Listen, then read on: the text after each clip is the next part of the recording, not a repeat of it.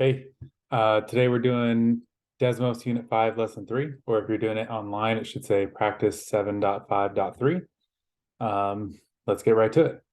So the warm-up is asking you to figure out what the value of the variable would be in order to make the equation true. The first one's not too bad. We got 30 plus a equals 40. 40 is 10 more than 30, so we would need to add a positive 10. You would say 30 plus 10 equals 40. So a equals 10. In the second one, they've just got the value switched, right? You got the 40 where the 30 used to be, 30 where the 40 used to be. And so we need the opposite of 10. Another way to think about it is we want 40 to go down 10 to make 30. And the only number we can add in order to make our sum 10 lower than it was would be negative 10. So let's just write b equals negative 10 on that one. All right, we got c minus 3 equals 8. So we need our number to be 3 bigger than 8 so that when we subtract 3, we get 8. I think we're going to see that c equals 11. Now, this last one is the trickiest one, and I don't want to give you the answer on it. I'm going to help you get the right answer. The first thing I'm going to say is the answer is not negative 11. That would be a common error. Negative 11 minus 3 is negative 8. I hope you don't write negative 11. I want you to think of it this way. Let's say 0 is over here on your number line. You got negative 1, negative 2, negative 3, negative 4, negative 5, negative 6, negative 7, negative 8, negative 9, negative 10, negative 11. And let me label some of these so that we can see. Yeah, I'll label every other one. Negative 2, negative 4, negative 6, negative 8, negative 10. All right, so we want to find what spot would we have to start at so that if we subtracted 3, we'd get negative 8. Well, when you subtract 3 on a number line, you go that way to the left, right? Think about like if we're at positive 5 over here and we subtracted 3, we would go 1, 2, 3, and we would wind up at 2. That doesn't change just because we're dealing with negatives now. So we need to find the number so that when we move 3 spaces to the left, subtracting 3, we land on negative 8. And I believe that's going to be somewhere in this region, but I don't want to give you the answer. All right, I'll let you fill it in. All right, moving on. Determine the value of each expression. Okay, so looks like we just got some numbers to add and subtract. Go and use a calculator on this one if you need it, no big deal. What I care about is that you can manage the positives and negatives here more so than dealing with the adding and subtracting the decimals. That's what it is. So I would hope that you'd be able to do this one, no problem.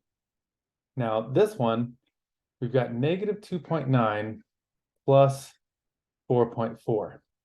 Well, if we remember our rules about addition, addition is what we call commutative. We can commute things. That means to switch them.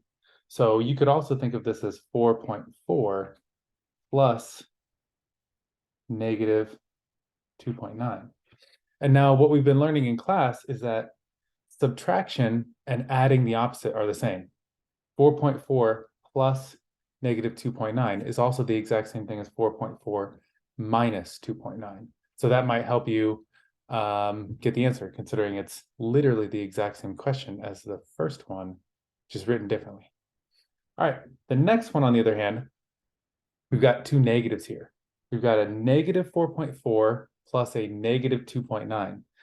And another thing that I think we've talked about in class at this point, I don't know, it's hard to say because I'm filming this in the middle of summer, but I think we will have talked about this in class before you do this, is that when you're adding two negative numbers, I'm going to get my calculator out for myself here.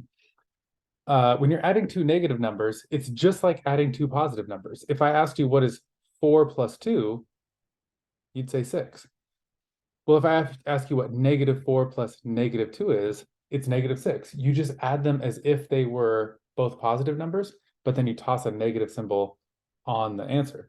So negative 4.4 plus negative 2.9, let's just not even think about the negatives at first. Let's go 4.4 plus 2.9, we get 7.3. But because both numbers were negative, our answer in this case is negative. So we're going to get a negative 7.3. All right, so that one I will just give you the answer to. All right, I didn't give you the answer to either of those other two, but you should have been able to get it. All right, now this last one, we've got 4.4 minus negative 2.9. Here we really need to use our skills of treating subtraction as adding the inverse of the next number. We don't want to minus a negative number. We want to do this. We want to say, okay, anywhere where we're reading a math problem or a math expression and we say the word minus, 4.4 minus 2.9, we're allowed to change that minus to a plus. In fact, you're encouraged to. Okay, so I changed it to a plus.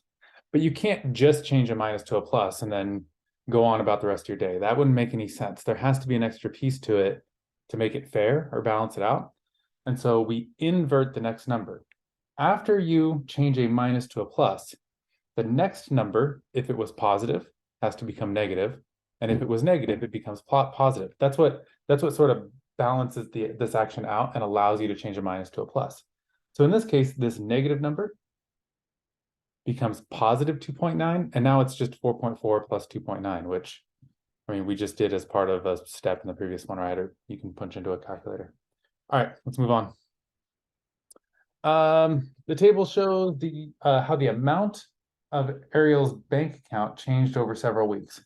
Okay, so we have the balance for each week, and we're supposed to put how much it changed from the previous week in this box here.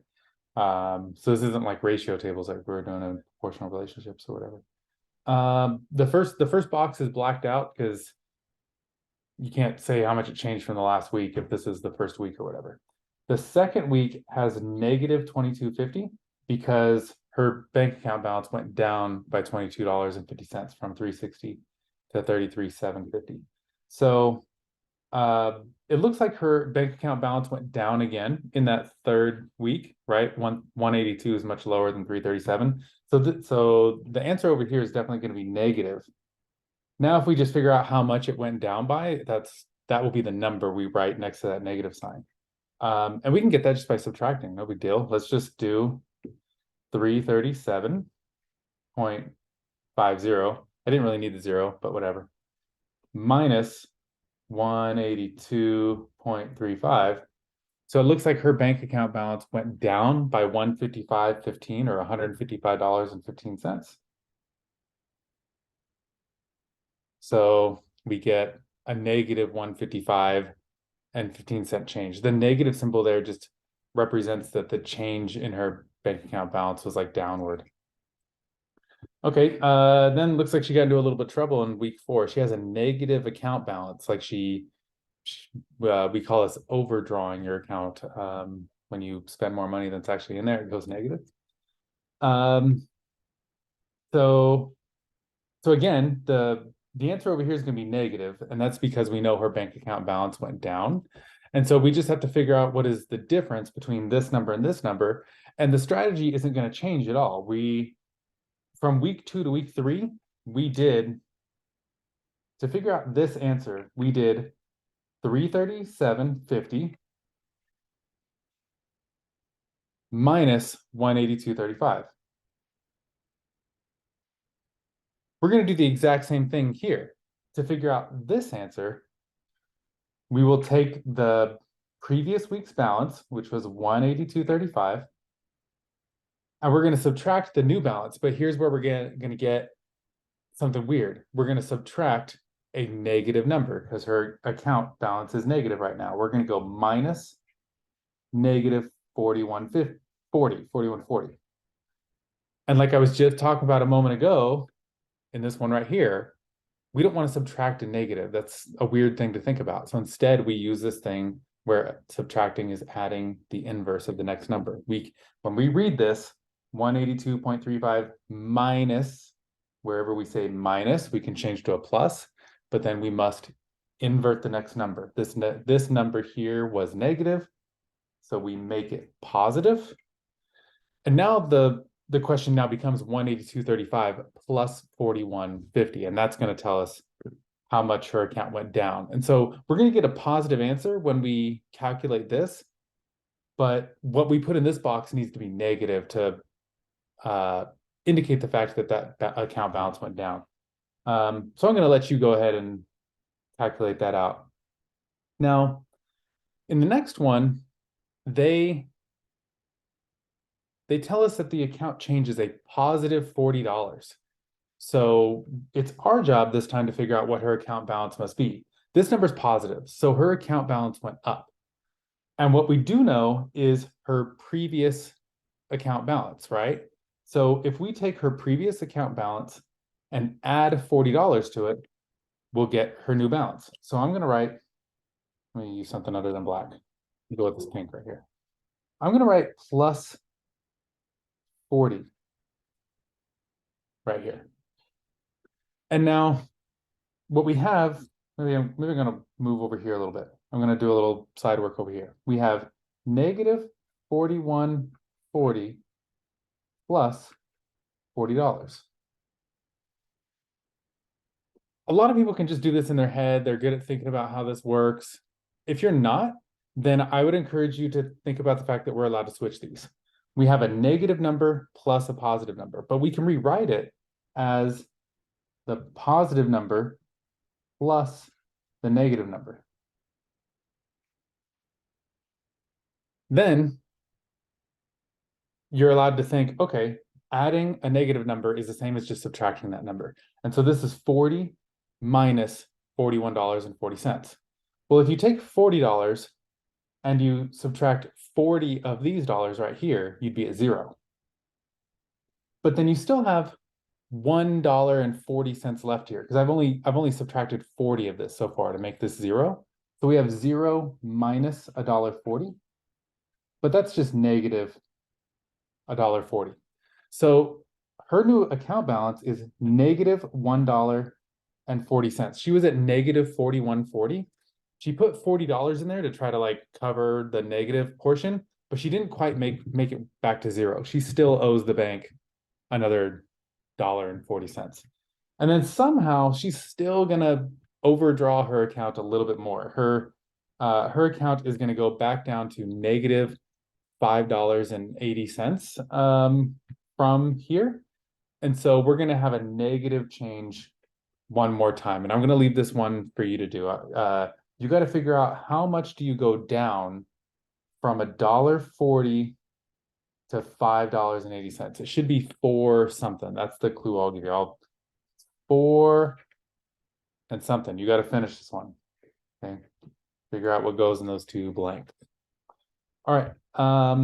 Let's move on. By how much did Ariel's account change from week 1 to week 6? Make sure to show that the change is positive or negative. Okay, so we have her week 1 balance right here. Ooh, this marker's no good. Change it up. Go purple. Her week 1 balance is $360. And her week 6 balance is negative $5.80. And to find the difference between any two numbers, but in this case, the difference between these account balances or how much change there was between them, that's what subtraction does for us. That's why what we say when you get the answer to a subtraction problem, we call it the difference. So we need to subtract these numbers. So we're going to wind up in one of those situations where we're doing minus a negative. $360 minus negative $580. This is another situation where we could use what I like to think of as just subtracting a negative is the same as adding a positive. Subtracting a negative is the same as adding a positive. This is the same thing as what I was doing here, where I said change your minus to addition, but then invert the next number. Again, same thing here. We changed minus to addition, but then we invert the next number. That's how, anytime you come across minus a negative number, that's the way you should handle it. Just change it to add the positive. All right, and so I'll leave that one for you to finish off, right? You can add those. All right, let's move on to the next part. Oh, paper's flying around here. The Desmos homeworks like to do this sometimes, where the second part, the second page, or the last couple slides, if you're doing this online, are a review from some previous topic. And so it looks like they want us to review some percent stuff, which is no big deal. It says last week, the price of gasoline per gallon was G dollars. This week, the price of gas increased by 5%. Select all the expressions that represent this week's price of gasoline per gallon. So we want to select all these different ways that essentially say mathematically take that original price of G and raise it by 5%. I don't think the first one works because this is G plus 0.05, and 0.05 does mean 5%. But when you take a percent of something, it has to be a percent of something. If you don't have it like attached to the thing that you're taking 5% of, then it doesn't mean percents anymore. Now it's just 5 cents. This says G plus 5 cents. So nope. Now look at that second one though. It's the exact same thing, except it says G plus 0.05 G. Now we're talking because we have the original price of the gas plus 5% of the original price of the gas. That's what we mean when we say it went up 5%. So I do like that one. The next one, we have 1.05 G. So that's another way of saying 105% of G, which I also agree with, because 100% of G is going to be that original price, right? That's just G. And then you tack on that extra 5% there, and we've got a 5% increase off G. Okay, so I'm going to leave you to think about the last two. I will give you a hint that one of those last two is good and one of those last two is not a proper expression for what we're trying to do.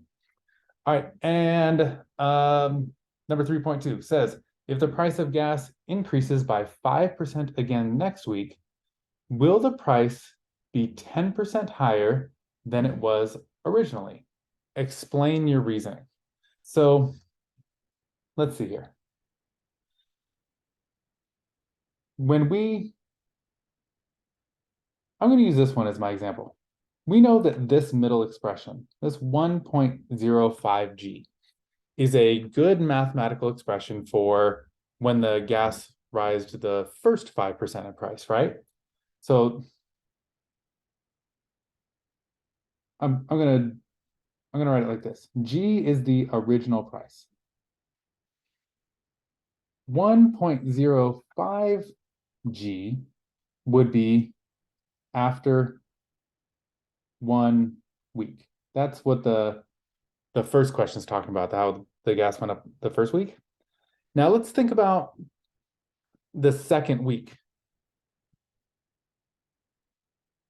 We have to raise it another 5%. But it's not 5% of this original G. It's not another 0.05 G, because that's not what we mean. When we say it went up 5%, we mean 5% from whatever new starting point we have. And the starting point for the raise after 2 weeks is this price, the price that it was after that initial raise. And so we have to raise this by 5%, not another 5% of this. And so what we're going to get is 1.05 G times 1.05. That's a little weird, right? We want 105% of 105% of that original price. So if we multiply this out, if it comes out to 1.10 G, then that means, sure, it's the same as raising the original G by 10%, 1.10, that's 110%. But if this comes out to anything other than 1.10 G, then that means it doesn't. It's something different. So multiply this. Does it come out to 1.10 G? I'll let you finish it from there. Remember the general rule on the Explore is you got to at least try it. If you can't finish it or solve it, that's okay. But don't leave it blank. Like if you're doing it online, punch some numbers in somewhere so at least it looks like I can see you attempted it. If you're doing it on paper, let me see some scratch work. Let me see that you tried it for at least 2 minutes, penciling and stuff, whatever. I'm got a marker, so like I'm almost certainly gonna mess this thing up. But I see 1 minus something equals 8. It's got to be -7, right? The only thing you could subtract from 1 to make 8 is -7. Okay, and so now -7 plus something equals 4. Well, I think you could add 3, right? Okay, so that's how it's done. Yeah, I got you started. See if you can finish either of these. See you next time.